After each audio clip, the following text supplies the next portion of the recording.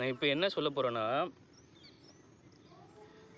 சின்ன வயசில் வந்து அதிகமாக ஒரு பார்த்த செடி இப்போது எங்கேயும் சுற்று வட்டாரத்துலேயும் எங்கேயுமே தென்படலை. இப்போ தான் நான் அந்த பூவை பார்த்தேன், அந்த செடியை பார்த்தேன். அந்த செடி பேர் வந்து பார்த்திங்கன்னா காமன் லூக்காஸ். அந்த செடியை சுற்றி நிறைய நல்ல பூச்சிகளும், பட்டாம்பூச்சி, தேனி, எறும்பு இப்படிப்பட்ட பல வகையான பூச்சிகளும் வந்து சுற்றிட்டு இருக்கும். ஏன்னா அந்த செடியில் வந்து தேன் இருக்குது. அந்த பூக்களில் வந்து தேன் சேகரிக்கப்பட்டிருக்கும். அந்த தேனை உரியறதுக்கு தான் பட்டாம்பூச்சிகளும் எறும்புகளும் வந்து சுற்றி வந்துகிட்டே இருக்கும். இது வந்து ரொம்ப மருத்துவ குணமுடைய பூ. இதை வந்து தமிழில் வந்து என்ன சொல்லுவாங்கன்னா தும்பைப்பூன்னு சொல்லுவாங்க.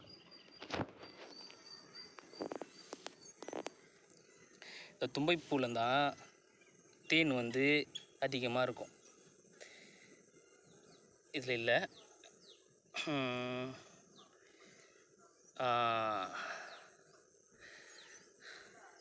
இதில் தான் இருக்குது. இந்த ஒரு துளி தேனீக்காக தான் தேனீக்களும் பட்டாம்பூச்சிகளும் வரும். அதை பிடிக்க நாங்கள் வருவோம். இது வந்து மருத்துவ குணம் ரொம்ப அதிகமாக உடையது. ஆனால் எதுக்காக யூஸ் பண்ணுறாங்கன்னு எங்களுக்கு தெரியாது. சின்ன வயசில் வந்து பட்டாம்பூச்சி பிடிக்க இந்த செடியை பறிச்சுட்டு தான் பட்டாம்பூச்சியை பிடிப்போம்.